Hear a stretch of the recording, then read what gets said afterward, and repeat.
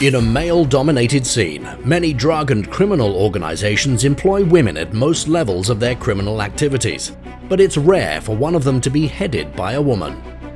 Women just don't often come to mind as the first suspects in underground dealings, gang activities, and organized crime.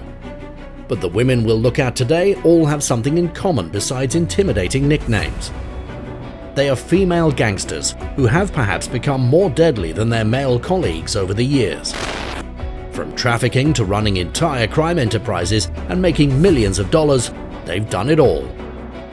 So stay tuned as we look at 10 of the world's most feared female gangsters. Number 10. Thelma Wright. Thelma Wright was in her early 20s when she met her husband, Jackie Wright, a significant player in Philadelphia's drug trade. In 1982, the couple gave birth to a son, Jackie Jr. In August 1986, a turn of events happened. Jackie Jr. was murdered. His body was discovered curled up in a rug with a fatal gunshot wound to the head. Then later, her husband was killed, forcing Wright to choose between starting afresh on the straight and narrow or taking over the family business. Well, she's on our list, so you know what she chose.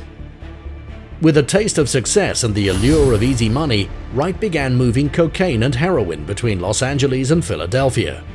It didn't take long before she was turning over a very tidy profit of $400,000 monthly. But life in the game was not what she'd hoped for. She was never arrested. Instead, she quit the drug scene in 1991 and rebuilt her life. After putting her criminal past behind her, she wrote a memoir a decade later, entitled With Eyes from Both Sides, Living My Life in and Out of the Game. Sounds like quite an interesting read. Number 9. Griselda Franco. There's almost no one who hasn't heard of the legendary Medellin drug gang. Griselda used to be one of the most powerful members of the infamous cartel.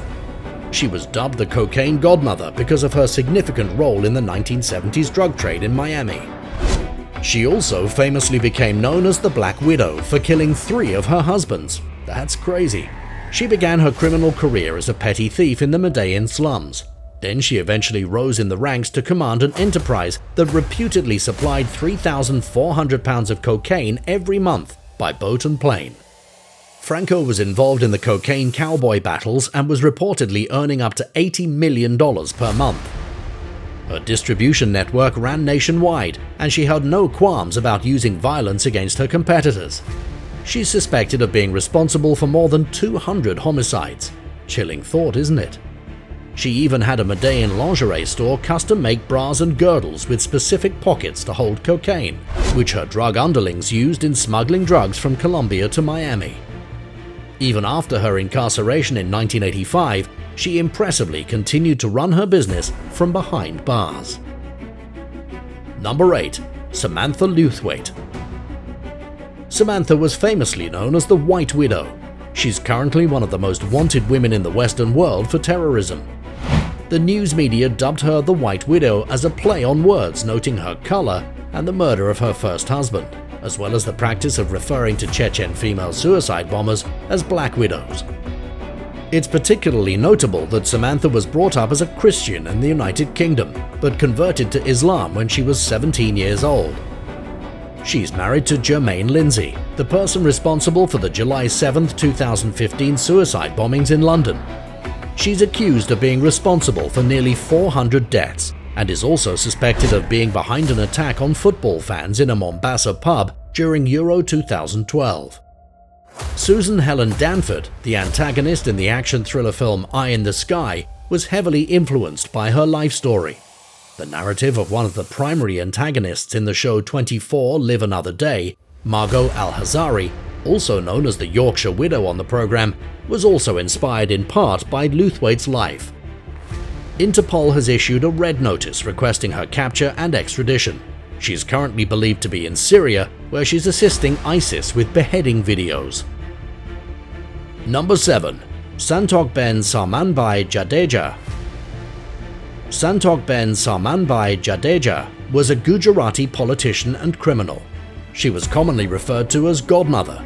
She was involved in politics as a member of the Kutiyana Legislative Assembly from 1990 to 1995. However, The police had been building a case about her and her gang after criminal complaints filed against them were at a peak in the late 1980s and early 1990s. According to police records, her gang was said to be made up of 100 men, mostly from the Mer community. Her gang had approximately 525 charges of varying degrees brought against them, and she was accused of murdering 14 people she claimed were responsible for her husband's death. Women can be deadly sometimes. In 2005, she was charged with the murder of Keshu Odedara, a Porbandar municipality councillor, and was also arrested for sheltering individuals who raped 2 girls. Santokben Samanbai Jadeja was played in the Hindi film Godmother in 1999 by actress Shabana Azmi, who won the National Film Award for Best Actress for her work. Number 6. Mallory Dadiana Chacon Rossell. According to an investigation by the Hispanic Network Division, Guatemalan Mallory Chacon, known as La Reina del Sur or Queen of the South, ran a drug trafficking organization that moved cocaine from Guatemala to the United States through deals with Colombian and Mexican drug cartels. She was arrested and faced up to 26 years in prison for drug trafficking and money laundering, but she managed to get her sentence reduced to 12 years due to her cooperation with the United States government. Chacon was freed from prison in just about 5 years and is out on bail in South Florida. Her story is said to be the basis of a novel by Spanish writer Arturo Pérez Reverte, and a television series about her life stars Mexican actress Kate del Castillo. Number 5. Rafaela Dalterio. There is a significant power that women have, and it's the ability to look pretty and completely innocent, but you have to be careful. This statement rings true when, after her husband Nicola Planesi was murdered, Rafaela Dalterio, often known as the Big Kitten, became the new ruler of the Naples Camorra in 2006. This was hardly a frightening situation for her to be in, as Rafaela was no stranger to violence. Rival gangs were always after her life for her control of some of the rich drug cartels in the crime-ridden southern Italian city of Naples. According to some estimates, her gang was responsible for almost 4,000 deaths in the previous 30 years. Allegations brought against her ranged from extortion to money laundering, counterfeiting, theft, illegal possession of weapons, and drug trafficking. She was, however, apprehended in 2012 alongside 65 other suspects during one of the Italian Navy's regular raids and was found with a total of $10 million. Number 4. Claudia Ochoa Felix. Claudia Ochoa Felix was considered the Mexican Kim Kardashian due to her looks as well as her social media presence. She was well known on Twitter, Facebook, and Instagram, where she posted pictures showing off her wealthy lifestyle, which included sports cars, planes, yachts, and different weaponry. Rumors came abuzz on social media in 2014 that she was a high-ranking leader of the assassination squad Los Antrax, a group of enforcers who operate as an armed branch of the Sinaloa cartel. She allegedly became one of the leaders after their boss, Jose Rodrigo Arechiga Gamboa, alias Chino Antrax, was imprisoned. She, however, disputed the allegations, as well as her role in organized crime on Twitter. On September 14, 2019, Ochoa was discovered dead in her private apartment in Culiacan from probable pulmonary aspiration caused by a drug overdose. This gave fuel to the rumors that she'd been killed because of her ties to the infamous Los Antrax team and the Sinaloa cartel. Number 3. Sandra Avila Beltran. Sandra Beltran was the commander of a dangerous Mexican drug cartel. She was dubbed the Queen of the Pacific by the media. Sandra was born into a drug cartel-connected household, and her 2 ex-husbands were police commanders who were involved in drug trafficking. Both were assassinated by professional assassins. Despite her high-profile lifestyle, Sandra has long avoided leaving any evidence for police to find. However, in 2002, when her teenage son was kidnapped for a $5 million ransom, she suddenly contacted authorities for assistance. She eventually got her son back, but not before raising red flags that prompted an investigation. It took more than 4 years and 30 federal agents to finally apprehend her. On September 28, 2007, she and Espinosa Ramirez were arrested in Mexico City and were prosecuted and convicted of laundering money for drugs worth billions of dollars transported from Colombia to Mexico. She was imprisoned for 8 years until being freed in February 2015.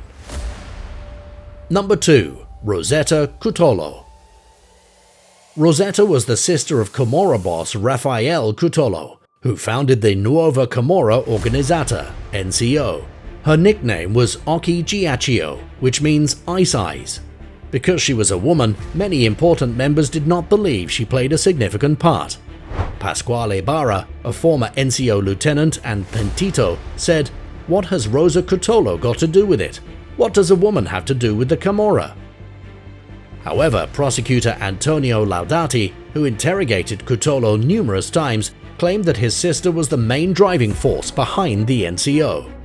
Her brother has always been under the grip of her aggressive nature. He's been in prison for 30 years, and she's become the director of the Nueva Camorra Organizata in her own right during that period. Rosetta picked the 16th century Castello Mediceo Palace as her home.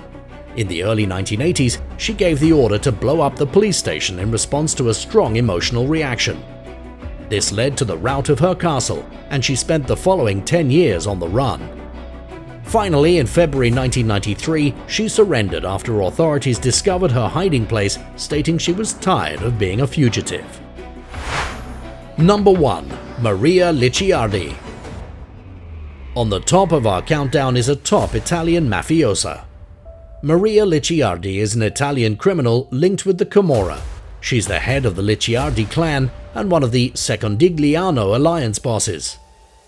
Between 1993 and her arrest in 2001, she was one of the most powerful Camorra commanders in the city of Naples.